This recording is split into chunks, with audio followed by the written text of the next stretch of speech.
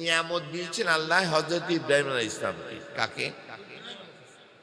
কিন্তু উনি ঈমান এই নিয়ামতটাকে টেনে নিয়ে গিয়েছিল বংশ পর্যন্ত। কোন পর্যন্ত? বংশ পর্যন্ত। আল্লাহ বলেন, ইব্রাহিম তোমাকে আমি বন্ধু বানিয়েছি, খালিল বানিয়েছি। তোমার প্রতি আমার নিয়ামতকে পরিপূর্ণতা দান করেছি। সুবহানাল্লাহ বলেন। তোমাকে যত পরীক্ষায় করেছি তুমি সমস্ত পরীক্ষা পাস। ফাতাম্মা হুন্না। আল্লাহ বলছে, ইব্রাহিম আমি তোমাকে কখনো কোনো পরীক্ষায় ফেল বানাইতে পারি নাই। আমি যত কঠিন পরীক্ষা দিয়েছি তুমি প্রত্যেকটা পরীক্ষায় পাস। সুবহানাল্লাহ বলেন।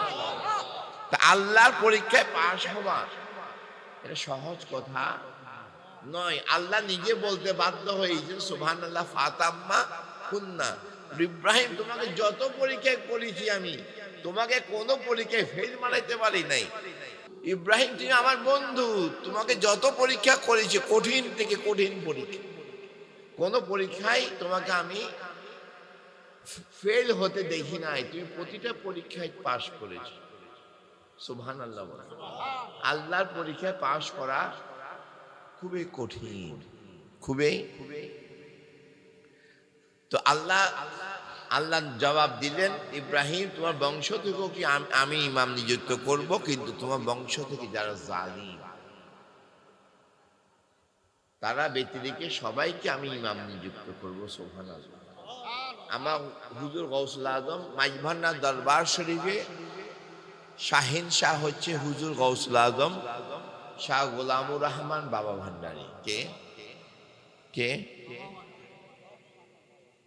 গৌসুল আজম মাহমুদুল্লাহ মাইজভান্ডারী হচ্ছে উনি প্রথম। উনি কি?